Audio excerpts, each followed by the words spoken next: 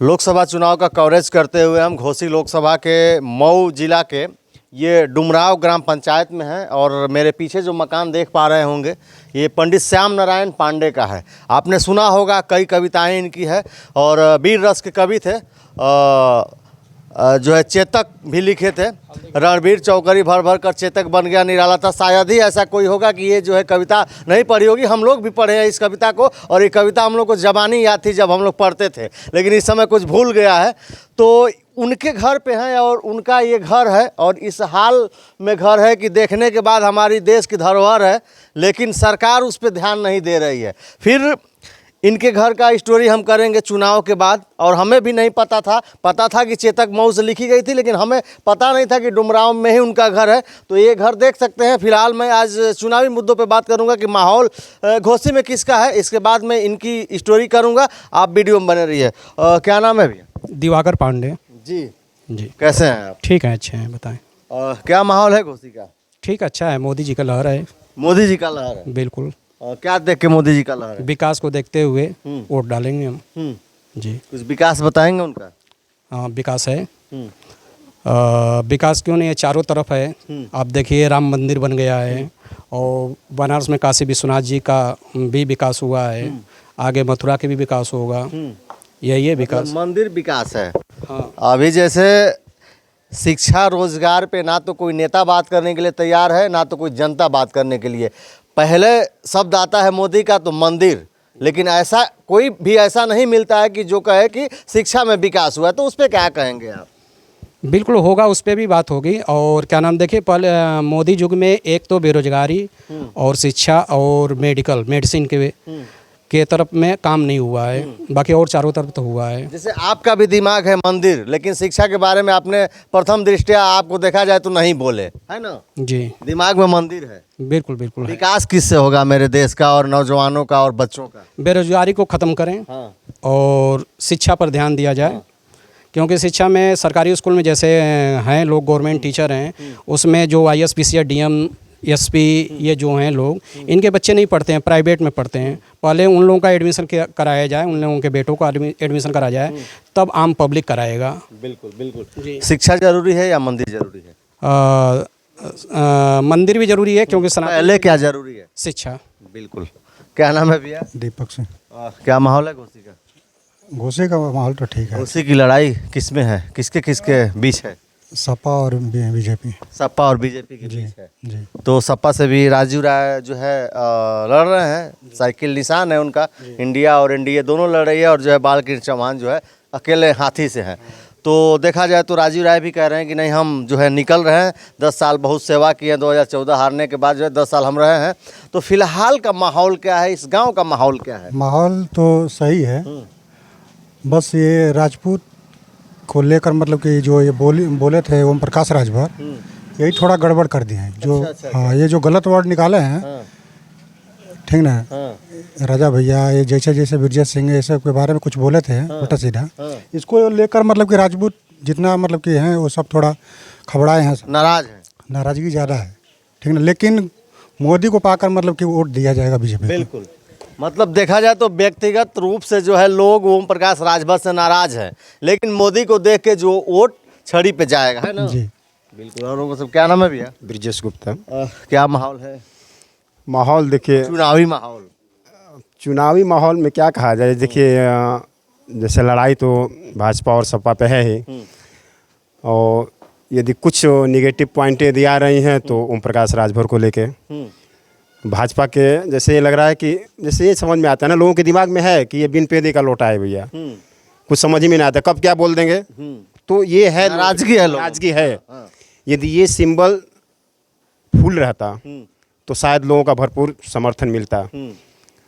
इस पे कहीं ना कहीं कुछ मन में कसक है लोगों के। फिलहाल क्या स्थिति है? अब इस तरह से कुछ कहा नहीं जा सकता सर, कुछ कहा नहीं जा सकता। चुनावी देखा जाए तो यहाँ की जो व्यवस्था है, चाहे चुनाव का जो आंकड़ा है, हमको लग रहा है कि त्रिकोणीय है। त्रिकोणीय भी पूर्ण रूप से नहीं कहा जा सकता। दो लोगों के बीच में ही सपा और भाजपा। बिल्कुल। हाँ, इन्हीं दोनों में है लड़ाई। अब इसमें जो है देखिए, अब क्या यदि 2024 में किसको देख रहे हैं प्रधानमंत्री, आप किसको चाह रहे हैं?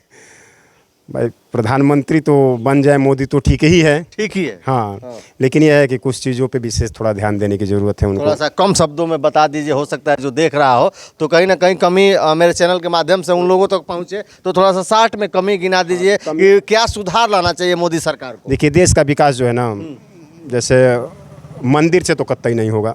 हमारी आस्था है मंदिर में, हम सर झुका लेते हैं, लेकिन देश का विकास जो है शिक्षा से होगा। ये मूलभूत आधार है, इस पे ध्यान दे दिया जाए। पहले आप ऐसे व्यक्ति मिल रहे हैं फील्ड में कि जो शिक्षा से विकास के बाद, चूंकि आस्था का विषय है शिक्षा के बाद ही है, शिक्षित हम रहेंगे तो उसके बाद सब कुछ शिक्षित रहेंगे तो भगवान को जान पाएंगे। देखिए है ना वो कि गुरु गोविंद दो खड़े काको लागो पाए। गुरु ने हमें बताया नहीं कि भगवान क्या है। जब शिक्षा का स्तर गिरा हुआ है तो हम जान ही नहीं पाएंगे, हम माथा टेक ही नहीं पाएंगे। लड़का विद्यालय नहीं जाएंगे तो इतिहास जानेगा क्या। तो ये जरूरी है, शिक्षा जरूरी है, सबसे पहला मूलभूत आधार शिक्षा। इसके बाद अपने आप विकास हो जाएगा। बिल्कुल सहमत हूँ आपकी बातों से। क्या नाम है अंकल? प्रभाकर पांडे जी, क्या माहौल है घोसी का इस समय? जो है आज तो लास्ट है, आज चुनाव प्रचार जो है बंद हो गया, ख़त्म हो गया, अभी जो है एक दिन बचा है, परसों वोटिंग है, तो यहाँ का अभी फिलहाल लास्ट में माहौल क्या है? माहौल वही मोदी का है, मोदी का नंबर 1 पर।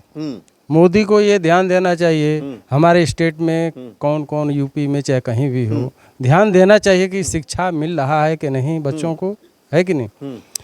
और मंदिर तो बना है प्रभु का, सब लोग जानते हैं, ये तो अच्छा काम हुआ, लेकिन शिक्षा पर ध्यान देना चाहिए। आपको लग रहा है कि बीजेपी सरकार शिक्षा पे ध्यान नहीं देती है? हाँ, ध्यान नहीं दे रही है। हाँ, नहीं दे रही है। कहाँ दे रही है? हाँ।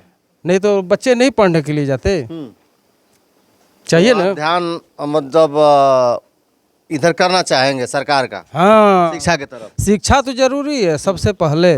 पढ़ा लिखा आदमी रहेगा तभी तो कुछ जानेगा, कहीं जाएगा। अरविंद राजभर जो है बीजेपी और जो है अपने से गठबंधन है उनका, सुभाषपा से बीजेपी का, तो अभी फिलहाल सिंबल यहाँ नहीं है कमल का, तो छड़ी है, तो छड़ी का क्या माहौल रहेगा यहाँ? छड़ी का अच्छा रहेगा, भले गठबंधन करें ठीक है, लेकिन दुनिया सबके पास बुद्धि विवेक प्रभु ने दिया है, कहाँ देना है वोट, कैसे देना है।